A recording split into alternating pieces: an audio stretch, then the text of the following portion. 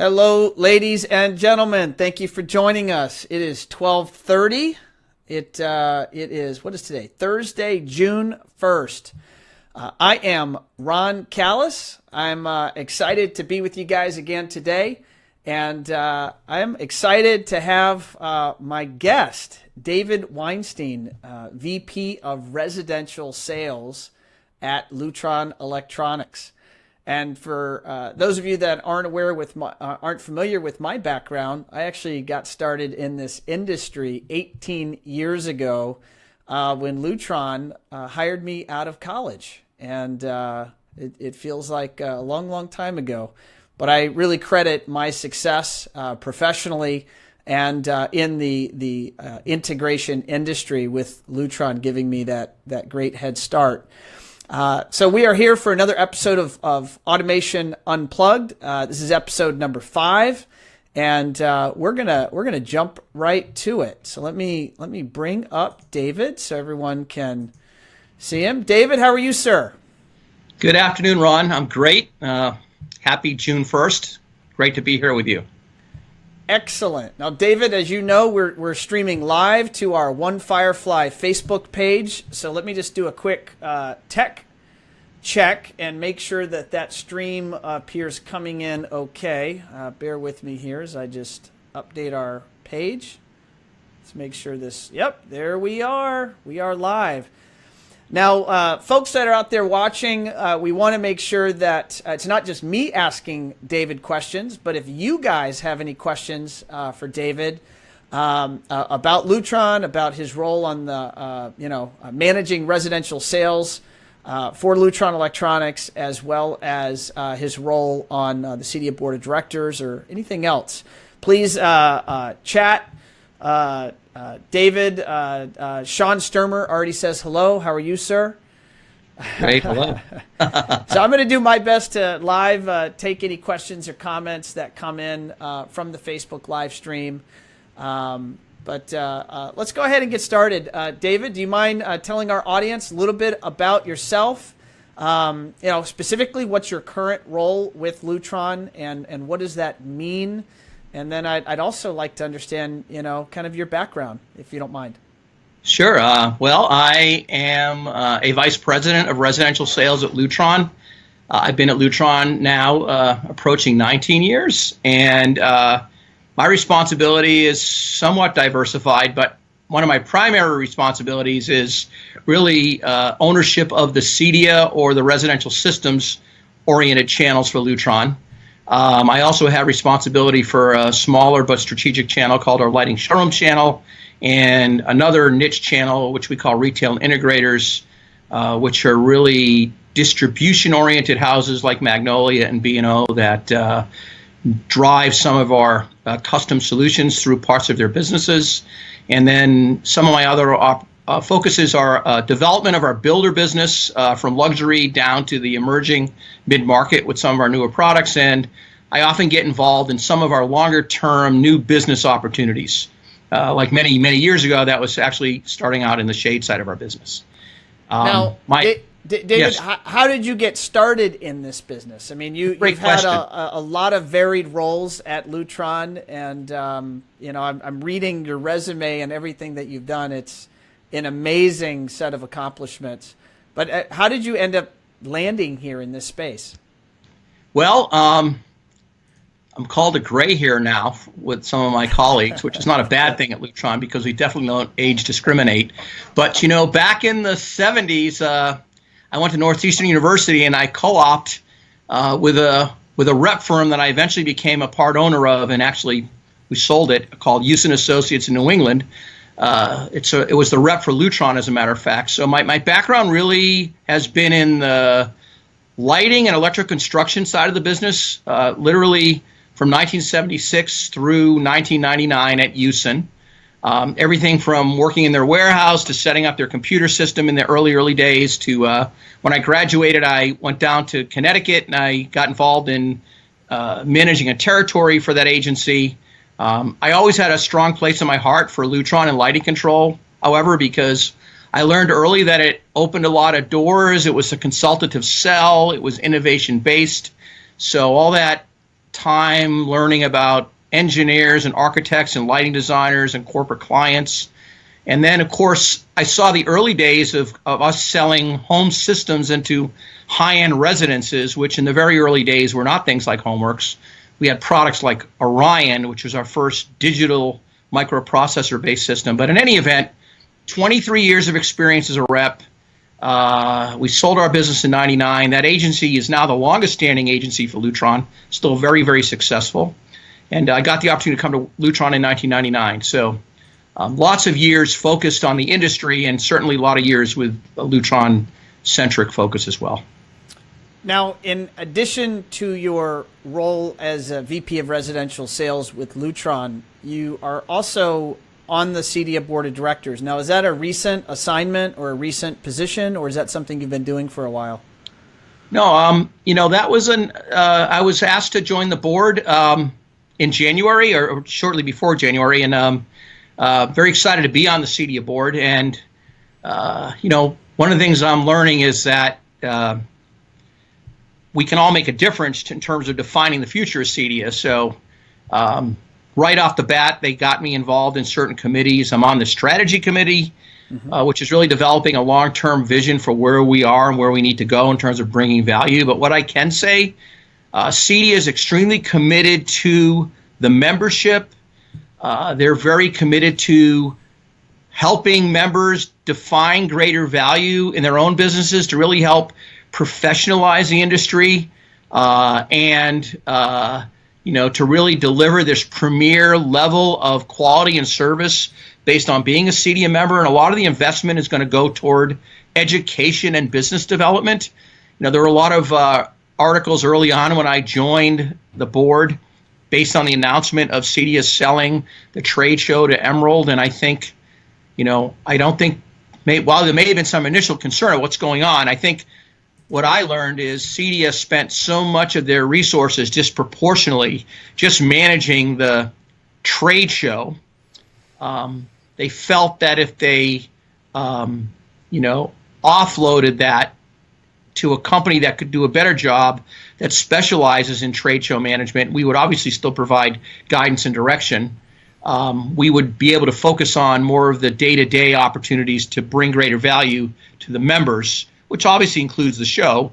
And in fact, Lutron's a big investor in that show because it's a great place for us to see our dealers and introduce new products. But yeah, I was going to ask. I mean, Lutron, I always know it makes a very big presence at the CEDIA show every year. In fact, my very first CEDIA I was there on behalf of Lutron back in, I think, 2000 or 2001. And so for all of my years attending the show, Lutron's made a major presence, and that continues. What's the Lutron position on the transition of the show over to Emerald? Well, it's transparent. It should be transparent to any vendor, and frankly, it should be transparent to any guest or attendee, because again, it's really just utilizing an industry specialized service to provide that value to CEDIA. But for us, CEDIA is a hugely important show because significant number of our dealers and installers that buy through AV distribution come to CEDIA. The AV distribution community comes to CEDIA. And for us, CEDIA is always about the innovations that we're going to introduce to our dealers and, of course, our reps through our rep sales meeting prior to the show itself. And that becomes really the plan for the following year. So is CEDIA normally where you're launching your new products, you're exposing those to your reps, I guess maybe prior to the actual trade show floor where all of everyone else attends? Absolutely. So we absolutely use CEDIA in our residential side of our business to launch our new products, whether they be hardware, software, lighting, shading, and this year. I was going to say, are there any special insights you can share with our audience? Give us tip your hat perhaps a bit in terms of what's coming. It's only a couple of months away. I won't tell. Don't worry. It'll just stay between us. You and exactly. Me. And we're fairly tight-lipped on our innovation and intellectual property until the right time. Here's what I can say: we spend well over 10% of our sales revenue every year as a company in research and development. There are many, many engineers that work in buildings that surround the building I'm in to really envision, create, and introduce those innovations. This year's CEDIA, we plan to disproportionately focus on our residential solutions. So what I can say for folks that are thinking of coming or are coming, you'll definitely see very exciting innovations across our lighting control, our shading solutions, and our lighting fixture business in 2017. Lots of new market expanding products, everything from the high performance luxury to the emerging mid-market. And of course, we're continuing to invest in our shading business, which is growing by double digit and has been growing by double digit since we launched Savoya QED in 2003. Now, one thing I remember vividly from my, I was at Lutron as an employee for 3 years, so from 2000 to 2003. That's actually when you and I met. You were one of the many senior leadership or members of senior leadership training us newbies coming out of college. And I remember that it was ingrained in me that Lutron always took pride in spending a considerable amount of revenue or top-line sales or profit. I'm not sure quite how it's divvied up. I'd love you to clarify it for my audience. But you specifically dedicate those funds year in and year out into the development of new products. Do you mind just shedding a little bit of light on that? Yeah, and I briefly stated it earlier, so those who heard me, I'll just repeat it again. But we spend about 10% of our sales revenue each year in research and development. And frankly, the money spent in anticipation that the sales organization is going to deliver the growth. So the pressure across the organization and the sales department is definitely on to deliver the growth that's necessary to fund the continued investment in the innovation. We've always tried to focus, Ron, on being an innovator and a market leader. Everything from creating the first two-way RF lighting control system in 1997 with Radio Ra to prior to that, introducing the first centralized lighting control system with the original Homeworks or quiet and precise shading.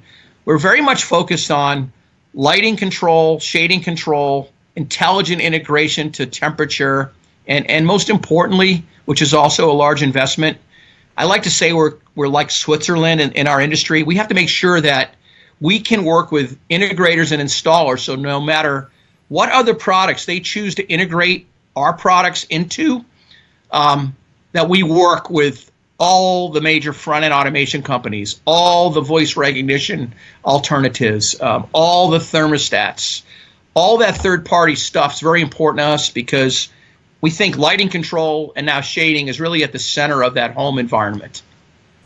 Well, I agree 100%. In fact, I still use my Lutron dimmers. I think I have Radio Ra 2 dimmers.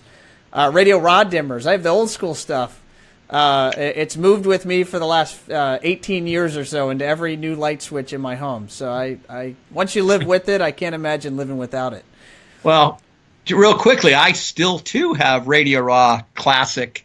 We built our home in 1999, and we put that system in. I have a reasonably sized home, so I added in all these interfaces at that time, which were required to work with graphic eyes and Radio Ra switch closer interfaces. My home is really well automated using what I'll define as first generation interfaces and things. Sure. I often contemplate upgrading it because I obviously could, but the truth is the statement "it still works" or "it just works" is the reason why I haven't touched it. It's still working fine. It's compelling to say that you're using stuff that in my case, I acquired 15, 18 years ago, and it's still running. It's quite impressive.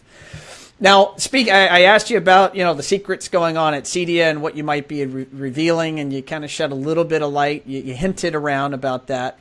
Another thing that may not be obvious to everyone, and I'd love you to shed a little bit of light on, is, and I think of Lutron very highly in this respect, because I think you do this better than most other manufacturers in the integration space, and that is you provide support materials to dealers. And you have different levels of dealers. You have direct dealers and distribution dealers, and that whole, all the way down to I guess you sell products at Home Depot and Lowe's, right? You have those dimmers and switches. But in terms of your integrated systems, you have companies dedicated to selling your products. In my opinion, my observation, I think you're the leader, at least in North America, in terms of selling lighting control, which makes me think you probably have a lot of companies, small businesses or large businesses selling those products. But you have a lot of resources dedicated to help them with their sales, their marketing, their operations. Do you mind shedding a little bit of light on that just for all of our viewers so they understand what you do for your dealers? No, and just to kind of reinforce what you started with, we're now a 56-year-old company, and we're definitely a multi-market, multi-channel company. And the truth to be told is we work really hard to sell products through the channels that are appropriate for taking care of that specific customer.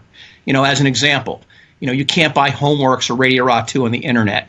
You're not allowed to sell any of that product that way. On the other hand, our exposure, whether it be retail or even online, really gets that brand awareness, and even some of our entry-level systems, while some may choose to buy do-it-yourself components, the vast majority of those customers choose professional installation. So before I get into resources, I need to reinforce that we've always been and will continue to be very committed to the professional or do-it-for-me channels that have helped to expand our business. Most notably, AV distribution, residential dealers, and even electrical wholesalers and lighting showrooms that support installers. But to your question, I think I'll talk about some resources I think are very important. First, our website, Lutron.com, is a real, very comprehensive resource for a lot of information, documentation, new products, videos. To get it down even more granular, there's something called My Lutron that fundamentally any customer of Lutron, whether direct or indirect, can register for. So if you go to Lutron.com, on the top right-hand side, you'll see My Lutron, and you can become a My Lutron site member, and that'll be a site that's more catered to the channel or business you're in, and it's a little more granular, so you can find information more accurately. The other thing I want to say is the emerging opportunity for all of our residential systems providers, either through distribution or direct, to participate in the LED lighting fixture business, or what I'll call digital lighting, and make that a part of their business. We're seeing that growth over the last few years to be very significant, and we have a dedicated group of Lutron engineers here that run a link called the LED Center of Excellence, which you can find on our website, or you can just Google LED Center of Excellence. And that group manages how you properly match lighting controls, lighting fixtures, drivers, screw-in lamps, and find the appropriate lighting control solution, whether it be a wired in-wall solution or a system, to ensure continuous dimming, color consistency, minimum flicker or striation, all those kind of things. So the LED Center of Excellence, I think, is an emerging resource that more and more of Lutron's customers should utilize to help to deliver quality lighting solutions to clients that have frankly been burned by incompatibility with LED lighting. The other thing I want to say is I think our Lutron representatives are a maybe sometimes underutilized resource for our dealers. I sometimes hear our dealers say they don't hear a lot from our reps.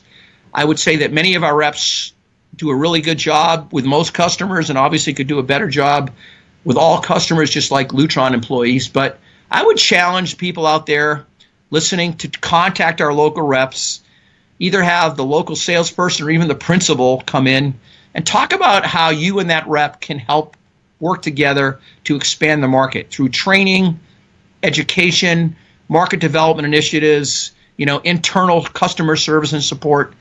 Our reps are an incredible resource for our customers.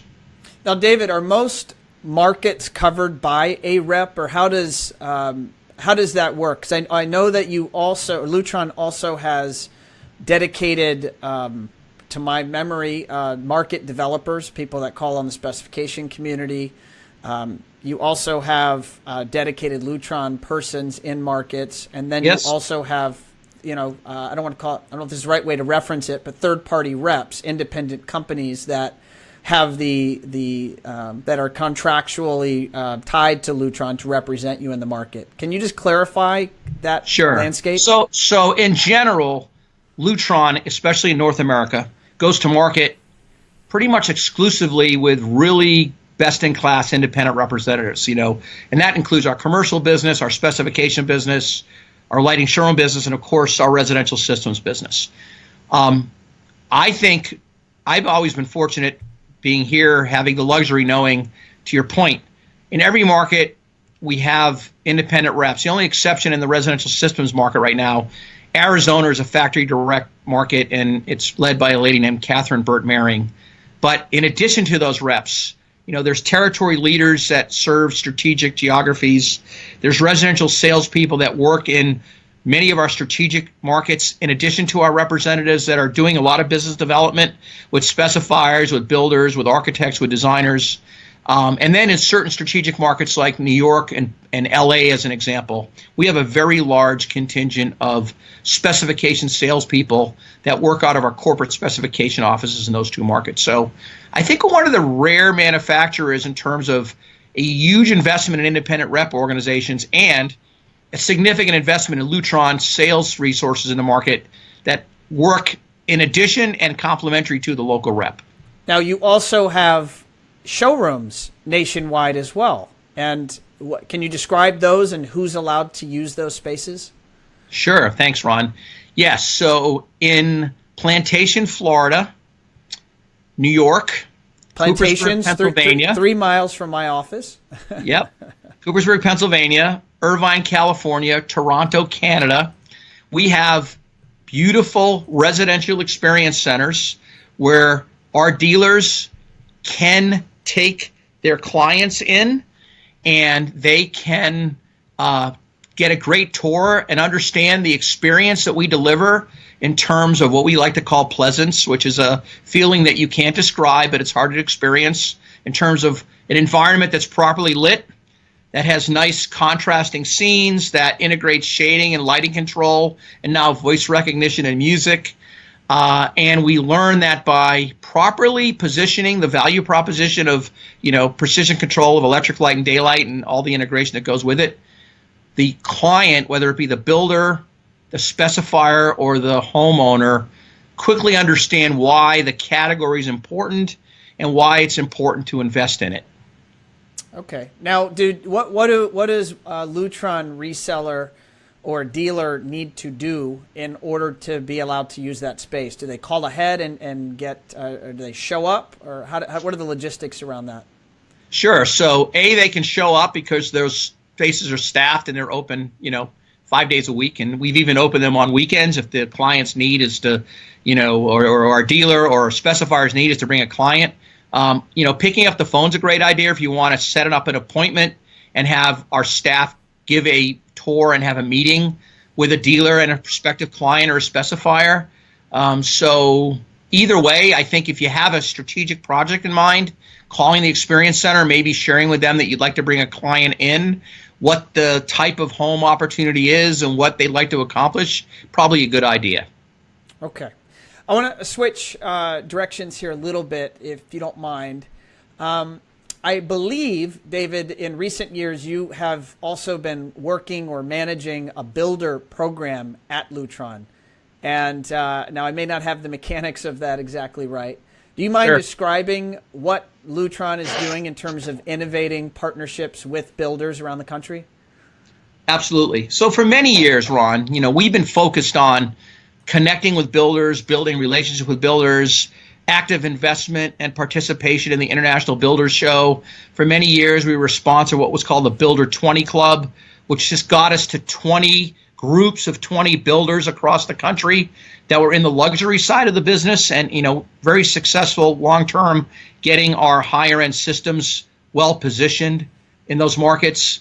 In the last many years, we've been participating in other venues to try to get to what I'll call the mid-market builder, the entry-level, first move-up home builder, whether they be small, local, medium-sized, regional, or the corporate guys like the Lennars and the KB Homes, things like that. So, everything from myself, Michael Smith, Rhett Thomas, Eric Anderson, who works for me, working on very hard on top-to-top corporate relationships with these builders. It's really about introducing them to what I'll call simple, affordable, and reliable solutions for whatever market segment they're selling into. Today, our major focus in terms of new business is that production home, and then getting them to look at installing Lutron lighting controls, Lutron shading products, especially our battery-powered shading, which are very affordable, and then presenting the whole opportunity to sell smart home and connected home, at least for critical areas of those homes, whether they be pathways or entry or a kitchen area. And what we're learning is, number one, builders are more and more receptive to adopting technology in these spaces. They're looking for reliable vendors with a good brand reputation. They're looking for the best integration capability with the consumer brands at that level, things like Apple and Google and Nest and Sonos and others, of course. And then they're making sure that there's a reliable pathway to procurement, installation, setup, and service. But it's a growing element of our business. It has what I like to call a long tail, so it takes time. But there's 114 million existing homes in our country that need to be renovated, and there's also well over 1 million new homes a year being built. So this is a new and expanding market opportunities for those listening in, connecting with builders. Promoting the value of technology. Those dealers to the builders? That's what I was curious, because I know you're approaching and talking to the builders and really changing the way they think about lighting and lighting control and upgrading the technology and the projects they build. What are your strategies around then partnering them with people in the local marketplace that can then ultimately deploy or execute installation or programming of those systems? Sure, and there's kind of conditional logic here. So at the very high end of that world, luxury homes, the pathway is always to try to connect those builders and the architects that do that work with the local integrators that do full-blown high-end home systems and integration, because those kind of projects demand those kind of products. And not too long ago, actually, I introduced one of our dealers through an architect to a client that was building 3 homes, one in Florida and 2 in New England. As you move down the chain into the semi-custom world, a lot of those installer types and segments will come through the AV distribution side or the electrical wholesaling side. So we work really hard to try to, through the distribution that'll provide the procurement for those products, align the installers that the builders feels comfortable working with.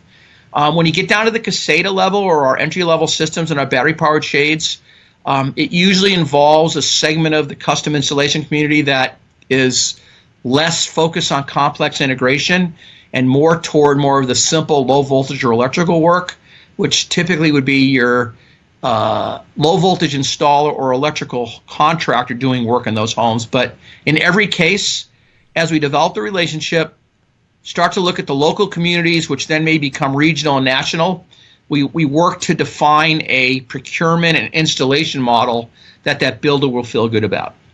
Okay. Understood. Thank you for clarifying that. Again, change directions a little bit. David, you travel the country. You've been traveling the country for years. You talk to a lot of people every day. I know you attend a lot of trade shows. And so I'm going to make maybe a pretty good assumption that you have a pretty good pulse on what's going on in the marketplace.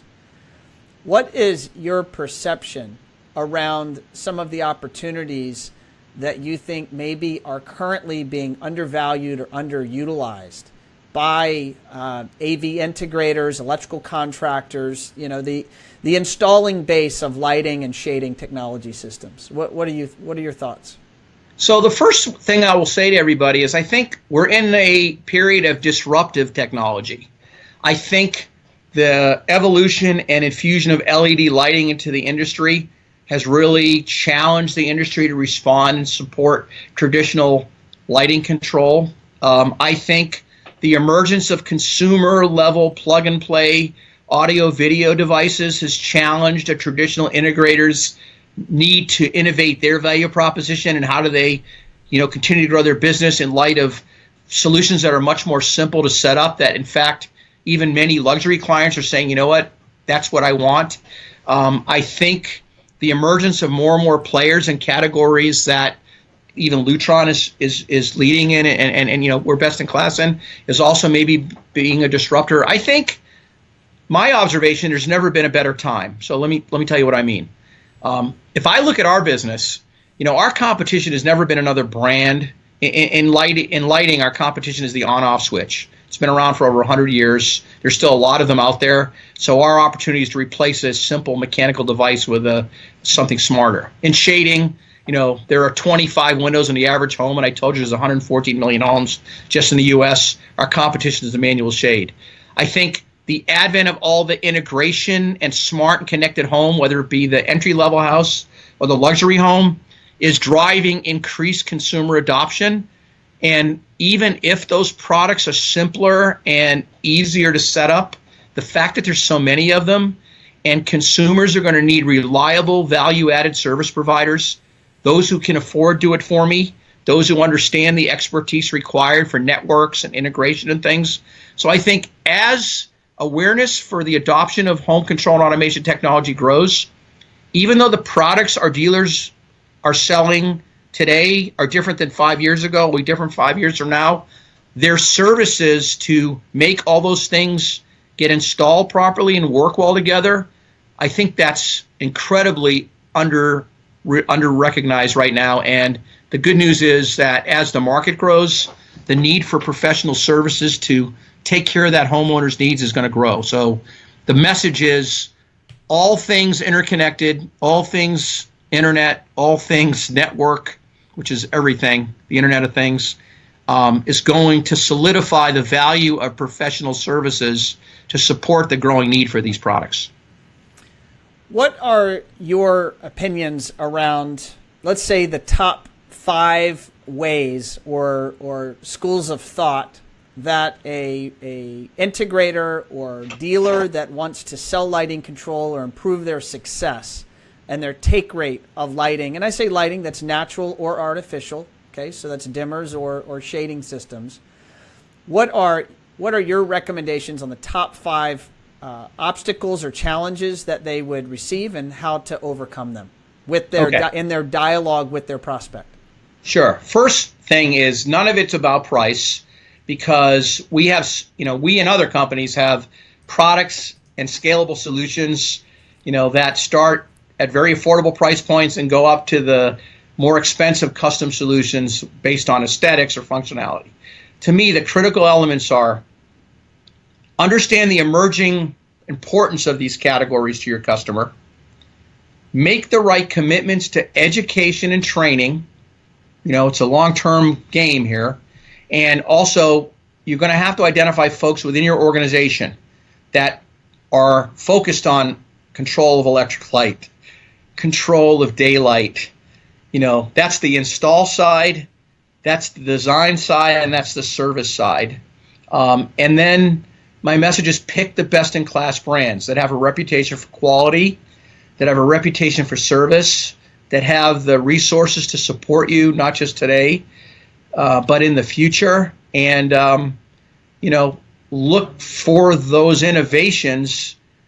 Take yourself out of maybe some of the areas of your business that have become commoditized, because custom solutions will always earn a decent gross margin because they require the professional services of an integrator to present the opportunity, to design the solution, to install the solution, and to make it work. There's value there. No, that makes sense. And David, we have on Facebook Paul Matthews. He's following us, and he just made the comment that new young home buyers want technology. I'm curious on what your take, you know, that's the millennial generation, and what's your observation of what they mean to the marketplace in terms of demand for technology? Yeah, so 100% I agree. You know, these kids sleep with their iPhones or iPads. Their entertainment and their communication is on there. So certainly millennials and young home buyers are tech savvy, expect to have technology work, and are intuitive enough to take the systems that our integrators turn over to them and, ensure they're working to their desire and need. But I'm also going to tell you that we're doing a lot of these connected home and, standards in 55 plus buyers, active adult communities. So while I agree with you, there's tech savvy young people that demand it and want it. I'm also saying that older generational folks also want it and need it. And, whether it's be aging in place or convenience or mobility, whatever, I think it's just as significant for the tech savvy young person as the aging in place adult. No, I agree. I would just add the comment that the demographics of that millennial generation, at least based on the science I've read, it looks like it's going to be the largest generation America's ever had run through the economy. So if they're in favor of tech and in their homes, that's good for you and me and everyone else in this industry. That's a positive thing. It's a great point. Now, David, we're already 6 minutes over where I normally like to keep these wrapped up nice and tidy at 30 minutes, but I'm having fun. I hope you are. Absolutely. Okay. I'm just going to close with one last question. It'll be a fun one. When you're not out saving the world from harsh light, what are you doing to have fun? What do you do when you take your suit off and you're out relaxing? What are you doing? Yeah, that's a great question. And those who know me well in the industry wonder if I actually have fun, even though the most fun I have is actually in this industry. I'm very passionate, and the exciting thing is about the opportunity that we all have to continue. I don't know that I've ever met anybody that works harder than you. So that's my hat's off to you. You are always out there. You're everywhere. So when I am on downtime, in the wintertime, I am passionate about skiing. I buy my Epic Pass every year. My son lives in Denver. I travel a lot, so I can always end up in the mountains on weekends. So I ski quite a bit in Colorado and Utah during the winter. When the spring comes and my boat is in Georgetown, Maryland, I've been in boating for many, many years, even back to my New England days. So we spend a lot of our weekends on the boat, our July 4th vacations. We were just down in St. Michael's, Maryland for the long weekend. So I disconnect and challenge myself in other ways, mainly through boating and skiing with my family. Got it. Understood. Well, David, thank you for coming on to Automation Unplugged.